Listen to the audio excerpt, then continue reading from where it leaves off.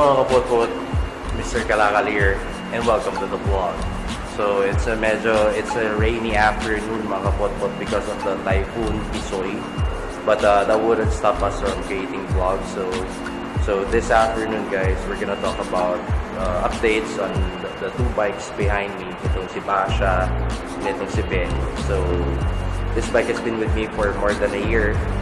I mean, they just celebrated their first year anniversary as my bike, and I'm gonna give you a walkthrough of the different upgrades that I made in different encounters na nangyari sa atin sa bike na ito. Okay, so without further ado, guys, I'd like you to meet the two bikes here. Meet Basha 250 and Benny 152. So this is a Keeway Cafe Racer 152, and this is a Rusi Classic 250. I got Basha. Let's start off with Basha muna. I got Basha October 30th, 2018, and it's been 1 year and almost 2 months na rin natin siyang bike. And up to now, medyo hindi nagagamit kasi sayang, nadudumihan. Ang mileage niya is 1,528. Okay, so start off, anong mga pinalitan natin dito, yung mga wear and tear niya. Spark plug pa lang mga kapotpot.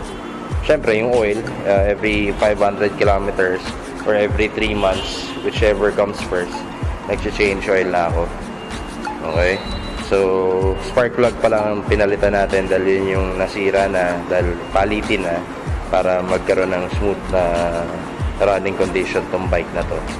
Okay, so aside from that, mga upgrades lang ginawa natin. So let's talk about the upgrades of Basha 250 over the years. Simulan natin, yun nga, the first day I got her, itong si Basha, tinanggal ko na kagad yung mga decals niya. Tinanggal ko na yung sticker na nakapalubot dito. Tinanggal ko rin yung Rusi dito. Tinanggal ko rin yung Classic 250 dito. Wala lang, para lang magkaroon ng different identity. Pero hindi ko tinakpan yung Rusi na logo dito. Andyan pa rin siya. So after that, ang upgrade na ginawa na natin, dinala natin kay Jake Guerrero tong bike natin, and tinanggal natin, kinostomize natin yung frame. So we had a U-bend installed, and then yung seats din tinabasan para ma-fit na ganyan, and then minodify konti itong rear fenders para ma-mount siya ng ganyan. Okay, so after that, yan na, sunod-sunod na, nagpalit na tayo ng muffler. So I got the muffler from Mr. Brian Bruto for 1,800 yata, I'm not sure. Pero nilagyan ko rin ng silencer dahil sobrang bulahaw yung tunog niya. And yan, so after nun, after some time ulit, nag-upgrade na tayo ng shocks. Okay, so yung shocks na kinabit natin, it's a ZZ brand, available yan kay Henry Ang. PM nyo lang siya. So bakit tayo nagpalit ng shocks? Yun nga, kasi yung stock natin masyado matigas, masakit sa likod pag nalulubak, or pagka yun lang, cruising ka lang, uneven yung daan, ramdam mo eh. So nagpalit tayo ng mas malambot and mas mataas. Bakit? Yung stock natin guys, pagka nag-cut ka na ng ganyan, ang baba na niya, tignan, mukha na siyang cruiser, mukha na siyang bobber. Ang target theme natin dito magmukha siyang Scrambler. So ayan siya, tumaas siya ng konti pag nakasakay. So at the end of the video, papakitaan ko kayo ng different clips na I'm riding on it to show you an idea, to give you an idea how it looks like. Okay, so nakalimutan ko, ito rin pala, nagpalit tayo ng handlebar. Ayan, so pinalitan natin yung handlebar, tinanggal natin yung clip-on, dahil for me, gaya nga na sinasabi ko sa iba kong mga videos, this is the most comfortable handlebar para sa akin. Para lang sa akin guys, I'm not saying that's an expert opinion, pero for me, I would prefer using this type of handlebar. Okay, kasi I'm not a fan of a cafe racer build. Out of form and functionality lang din ng motor. Okay, so what else? Ito, nagpalit na tayo ng side mirror. We use a side mirror from Rusi Rango. So yan, pansin nyo mas malaki. If we're gonna compare it to a pack of cigarette, ayan, mas malaki siya. So kitang kita nyo lahat eh. Ayan. Whee! Alright, so bukod doon, wala na tayo bang ginawa. Yun pala, tires, nag-upgrade na tayo. Share ko lang sa inyo itong tires natin. Gumamit na tayo ng Shinko 705 dahil yun nga, yun yung birthday gift natin dito kay Basha. So nag-upgrade na tayo ng Shinko 705. Why did I choose Shinko 705 than the 805? Usually mga Rusi Classic 250 805 ang kinakabit nila. Well, yun nga, I prefer form and function. For me guys, I believe that this is mas applicable sa day-to-day activities ko upon using the bike.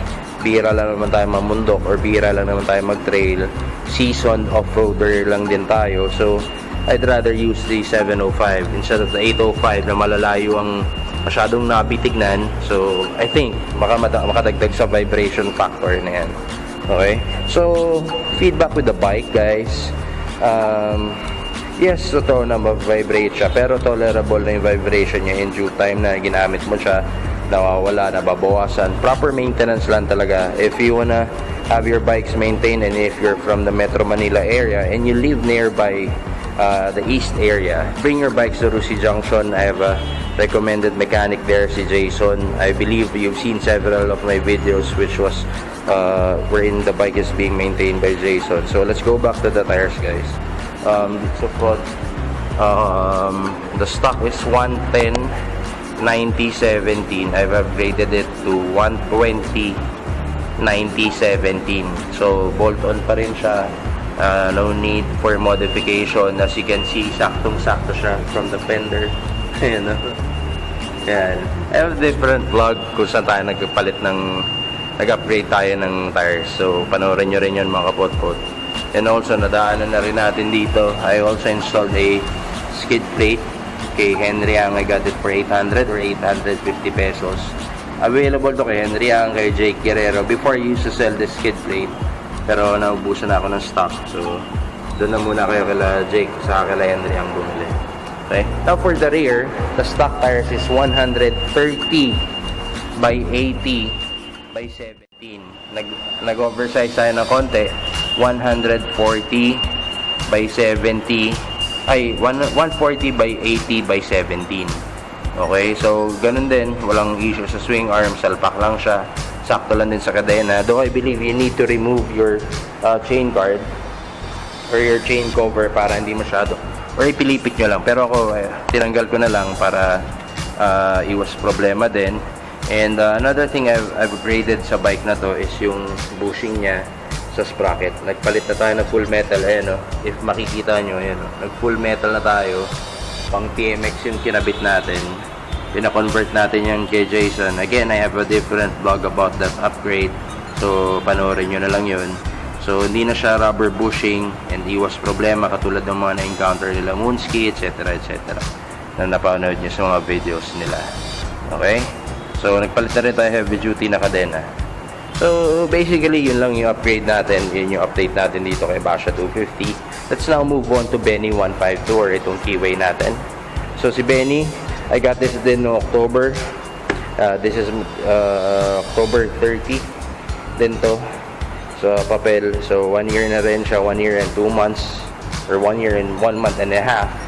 Siya to be exact. So, upgrades that we did. First off, we replaced the handlebar. Nag-fat bar na rin tayo. Like what I've said, this is the most comfortable handlebar para sa akin. And also, makikita nyo, kitang-kita nyo ako dito. Whee! Okay? So, pang Rusi Rango din yung side mirror na kinabit natin.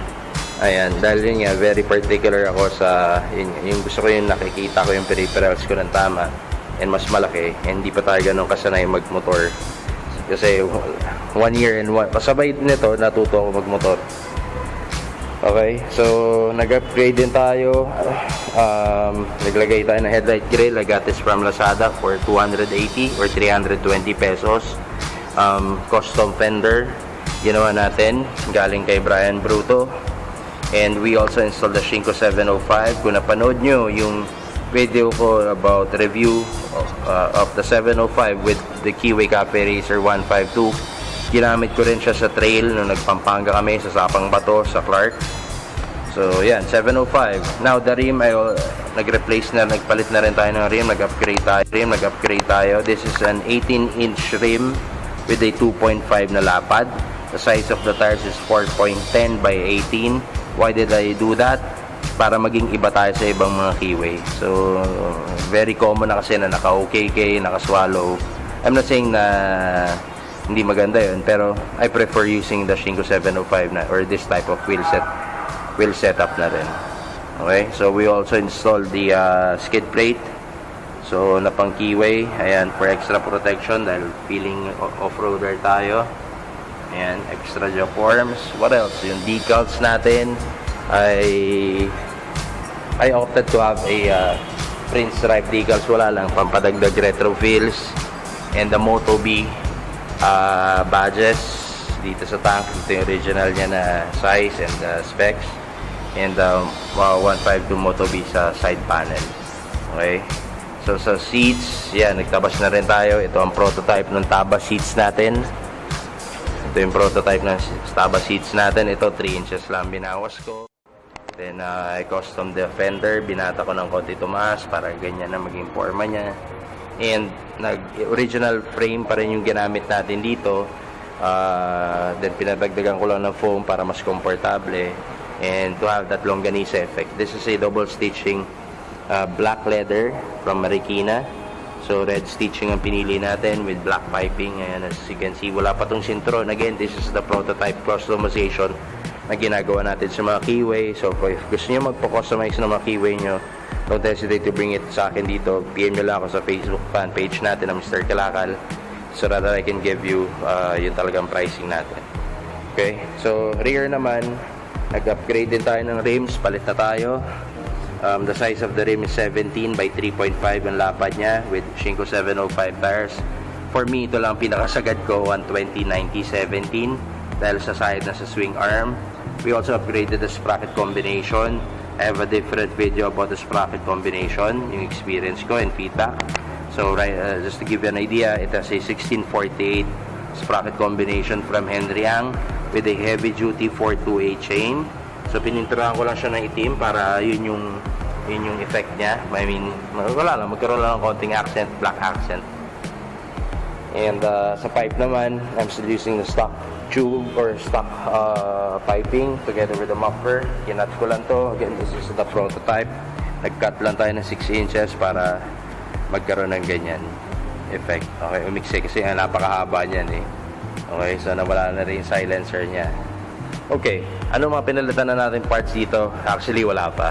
So, I'm happy with the performance of the bikes. Both of them, Basha and Benny. Sobrang happy ako. Parinig ko sa inyo yung sound check ng ganitong klaseng pipe sa Keeway.